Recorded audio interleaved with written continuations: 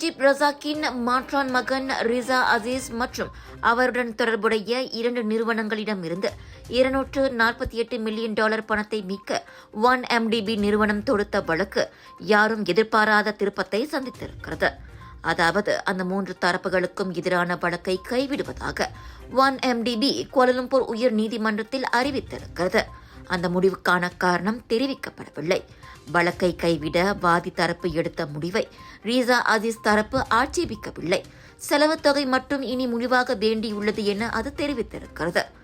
இதையடுத்து வெள்ளிக்கிழமையன்று செலவு தொகை தொடர்பான தீர்ப்பை வழங்குவதாக நீதிபதி ராஜா அமன் மொமாசனுடன் தெரிவித்திருக்கிறார். ரிசா மற்றும் அவரின் கட்டுப்பாட்டில் உள்ள 2 ரெட் கிரானைட் நிறுவனங்களை 1MDB நிதி கையாடப்பட்டதற்கு பொறுப்பானவர்கள் என அறிவிக்க கோரி அந்த வழக்கு தொடுக்கப்பட்டது.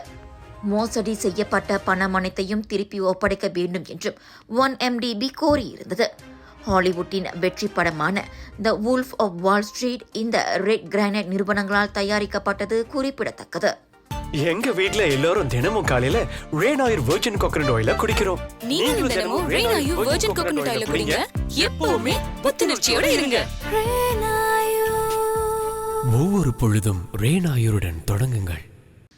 கில்லான் கம்பங் புக்கிட் கூடா ஜலன் பத்துத்திகாவில் மரம் சாய்ந்து காரின் மீது விழுந்ததில் ஓர் ஆடவர் பலியான வேளை அவரின் 13 வயது மகள் உயிர் தப்பினார்.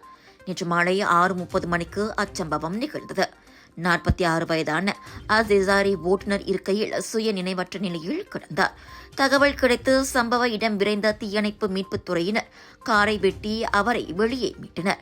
இரவு 7:12 மணி வாக்கில் வெளியே எடுக்கப்பட்ட போது அவர் உயிரிழந்து விட்டதை மருத்துவ குழு உறுதிப்படுத்தியது. முன்னதாக தீயணைப்பு வீரர்கள் வருவதற்குள் அச்சிறுமியை அங்கிருந்த பொதுமக்கள் காப்பாற்றி வெளியே கொண்டு வந்தனர். அச்சிறுமிக்கு காயம் ஏதும் ஏற்படவில்லை. கோலாலம்பூர் விஸ்மா டிரான்சிட் கட்டிடத்தில் தங்கியுள்ள 127 பாலஸ்தீனர்களும் புதிய இடத்திற்கு மாற்றப்படுவர். தற்காப்பு அமைச்சர் டத்தோஸ்ரீ முகமது கலித் நூர்டின் அதனை உறுதிப்படுத்தியுள்ளார்.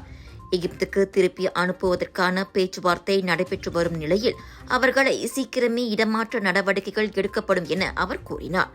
அண்மையில் விஸ்மா டிரான்சிட் வளாகத்தில் பாலஸ்தீனர்கள் ஏற்படுத்திய சலசலப்பானது 4 மாதங்களுக்கும் மேலாக அங்கேயே அடைந்து கிடந்ததால் அவர்களில் சிலருக்கு ஏற்பட்ட மன அழுத்தத்தின் வெளிப்பாடாகும். அதனை விஸ்மா டிரான்சிட் நிர்வாகம் நல்ல முறையில் கையாண்டது.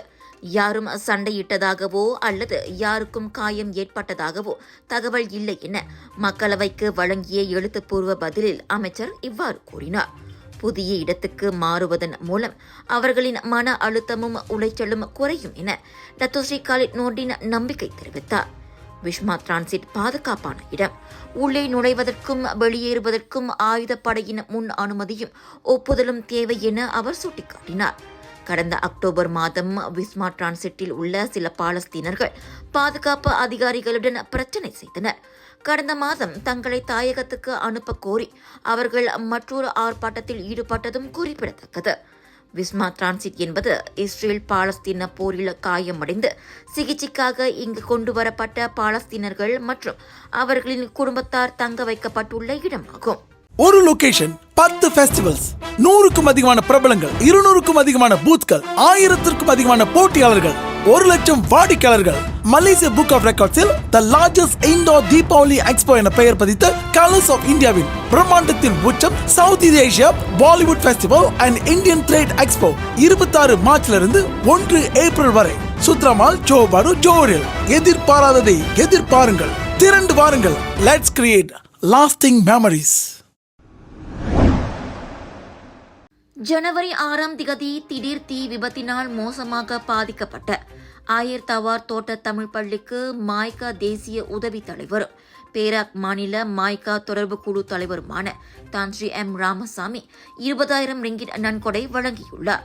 பாதிக்கப்பட்ட பள்ளி நிர்வாகத்தினரை தனது செயலவை உறுப்பினர்களுடன் நேரில் சென்று கண்டு ஆறுதல் தெரிவித்து 20,000 ரிங்கிட்டுக்கான மாதிரி காசோலையை அவர் எடுத்து வழங்கினார்.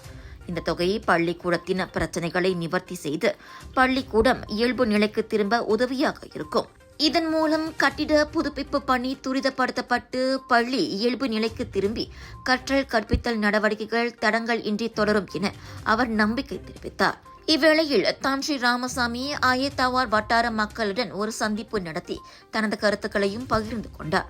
மக்களின் தேவைகளையும் அவர்களின் எதிர்பார்ப்புகளையும் கேட்டறிந்து அவற்றை நிவர்த்தி செய்ய தன்னால் முடிந்த உதவிகளை செய்யவும் அவர் உறுதியளித்திருக்கிறார்.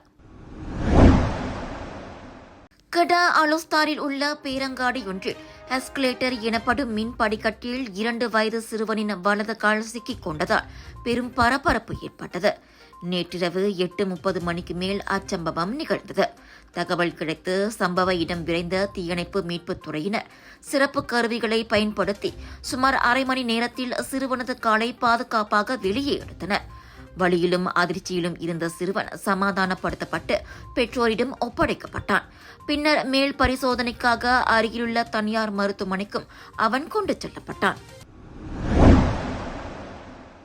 கடந்த டிசம்பர் வரை நாடு முழுவதும் 40 இடங்களில் நிலச்சரிவு முன்னெச்சரிக்கை கருவிகள் பொருத்தப்பட்டுள்ளன. இவ்வாண்டு கூச்சேங்கில் 2 இடங்கள் உட்பட சரவாக்கில் 6 இடங்களில் அந்த கருவிகளை பொருத்த இலக்கு வைக்கப்பட்டுள்ளது. மற்றவை பாவு, கப்பேட், லிம்பாங், மிரி ஆகியவையாகும். இயற்கை வளம் மற்றும் சுற்றுச்சூழல் நிலைத்தன்மை அமைச்சர் நிக் நஸ்மி நிக் அம்மான் மக்களவையில் இதனை தெரிவித்தார். அந்த கருவிகள் இயக்க உணரிகள், மலைமானிகள், சிசிடிவி கேமராக்கள் மற்றும் அபாய ஒளியை கொண்டிருக்கும். இவ்வேளையில் சபாவின் கினாபாலு மலையில் அதிக புவி அபாய பாதிப்புக்குள்ளான பகுதிகளில் குப்பைகள் நகருவதை கண்காணிக்கும் அமைப்புகள் மற்றும் தவறு இயக்க அளவுகோல்களை பொருத்தும் பணிகள் இவ்வாண்டு இறுதிக்குள் தொடங்கும் எனவும் நிக் நஸ்மி கூறினார்.